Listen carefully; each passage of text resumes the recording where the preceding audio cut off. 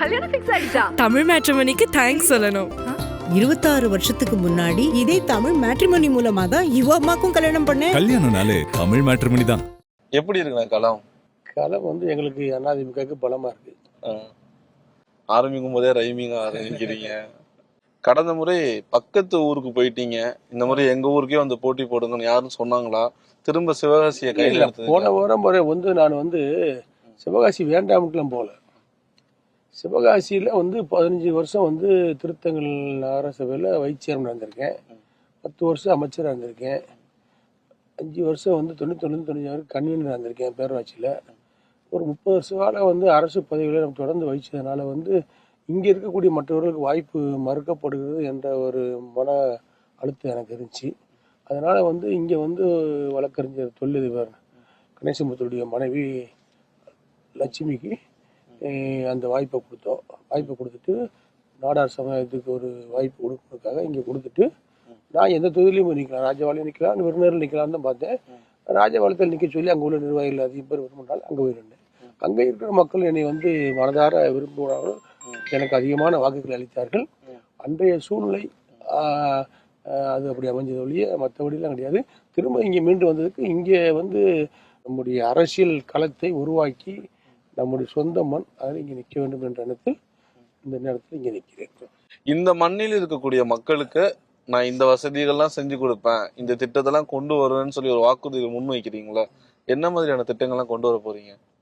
அது குறிப்பாக வந்து சிவகாசி தொகுதியில் வந்து இந்த மாவட்டத்தில் வந்து விருந்தினரில் வந்து மருத்துவக் கல்லூரியை கொண்டு வந்தாச்சு. மிகப்பெரிய மருத்துவமனையும் கொண்டு வந்தாச்சு. விருந்தினர் தொகுதியில் அருப்புக்கோட்டையில் ஆர்ட்ஸ் காலேஜ் கொண்டு வந்துட்டோம், கலையறிவியல் கல்லூரி. சாத்தூரில் ஒரு கலையறிவியல் கல்லூரி, சில்லித்தூரில் ஒரு கலையறிவியல் கல்லூரி, சிவகாசியில் ஒரு கலையறிவியல் கல்லூரி, 4 கலையறிவியல் கல்லூரிகள், விருந்தினரில் ஒரு மருத்துவக் கல்லூரி கொண்டு வந்திருக்கோம். இப்போ நம்முடைய நோக்கம் வந்து என்னன்னு கேட்டிங்கன்னா சிவகாசியில் ஒரு சட்டக்கல்லூரி.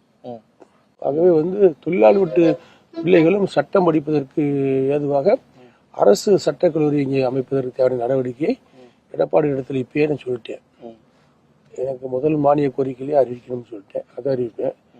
சிவகாசியை பொறுத்தவரை நான் போட்டிருந்த சிவகாசி தொகுதியில் பெருவாரியான மக்கள் செய்கின்ற தொழில் வந்து பட்டாசு தொழில்.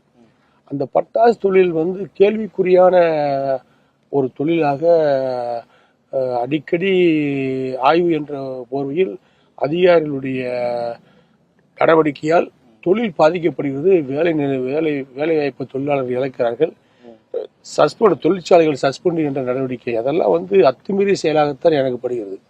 ஒரு தூக்காளியில் சாப்பாடு கொண்டு போய் தூக்காளி இருந்தால் கூட இந்த தூக்காளி இங்கே உள்ளே வந்திருக்கக்கூடாது, இது பித்தளை தூக்காளி அப்படின்னு சொல்லி அதுக்கு ஒரு ஷோகாஸ் நோட்டீஸ் கொடுக்குறாங்க, சஸ்பெண்ட் பண்ணுறாங்க. 6 மாதம் தொழிற்சாலையை மூடுறாங்க. தொழில் செய்ய பதட்டத்திலே வச்சுருக்காங்க. பட்டாசு தொழில் செய்யக்கூடியவங்களையும் பட்டாசு உரிமையாளர்களையும் தொழிலாளிகளையும் பதட்டத்திலேயே இந்த அரசாங்கம் வச்சிருக்கு. இப்ப இந்த கடந்த 10 வருஷத்துல நீங்க ஆட்சியில இருக்கும்போது பெருசா விபத்து எதுவும் நடக்கலன்னு சொல்றீங்க? விபத்து நடந்துச்சுன்னா ஒரு விபத்து 1-2 நடந்துச்சு. இப்ப அதிக விபத்து நடப்பதற்கு காரணமே வந்து இவங்க அடிக்கடி ஆய்வுன்னு சொல்லி உள்ள போறதான். காவல்துறை ஒரு பக்கம் ரைடு போறாங்க, அடுத்து வருவாய்த்துறை போறாங்க, அடுத்து ஸ்பெஷல் கோடுன்னு சொல்லி கலெக்டர் ஒன்று போடுறாரு, அடுத்து வந்து தலையாரி வரைக்கும் போய் நீங்க ஆய்வு பண்ணாங்கன்னா தொழில் எப்படி பண்ணுவான்? நிம்மதியான தொழில் பண்ண முடியல. தீபாவளி நேரத்துலலாம் பார்த்தீங்கன்னா அந்த பட்டாசு கடைகளுக்கு திறக்கிறதுக்கு லைசன்ஸ் கேட்டால் இழுத்தடிக்கிறாங்க. இதெல்லாம் ஒரு 10 நிமிஷம் வேலை. மாவட்ட ஆட்சித்தலைவர் பார்த்து ஒரு டிஆர்ஓ கூப்பிட்டு போய் ஸ்பாட் விசிட் பண்ண சொல்லி உடனே கடைக்கு லைசன்ஸ் கொடுத்தாச்சுன்னா அவன் வியாபாரம் பார்க்க போகிறான். உற்பத்தி செஞ்ச பட்டாசு விற்கணும்ல. அவன் இங்கே தமிழ்நாடு முழுக்க பல ஸ்டேட்டு, கேரளா, கர்நாடகா, ஆந்திரா, மேற்கு வங்கம், பம்பாயிலேருந்து கூட இங்கே ஆள் வராங்க. இங்கே வந்து சிவாஜி பகுதியில் ஹோட்டலில் தங்குறாங்க, ராஜபாளையம் தங்குறாங்க, விருந்தினரில் தங்குறாங்க, எல்லா சாத்தூரில் தங்குறாங்க. எல்லா ஹோட்டல்களிலும் வியாபாரம் நடக்குது, ரூம் போடுறாங்க, சாப்பிட்றாங்க, வைக்கிறாங்க.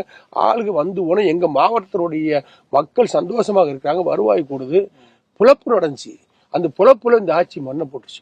இதெல்லாம் உடச்சு நொறுக்கணும். அதிமுக ஆட்சியிலும் இந்த மாதிரி சட்டங்கள் இருந்துச்சு. ஆனால் நடைமுறைப்படுத்துதலை வந்து நாங்கள் இப்படிலாம் பண்ணலை, இந்த அயோக்கியத்திலாம் பண்ணலை, இந்த மாதிரிலாம் நாங்கள் பண்ணலை.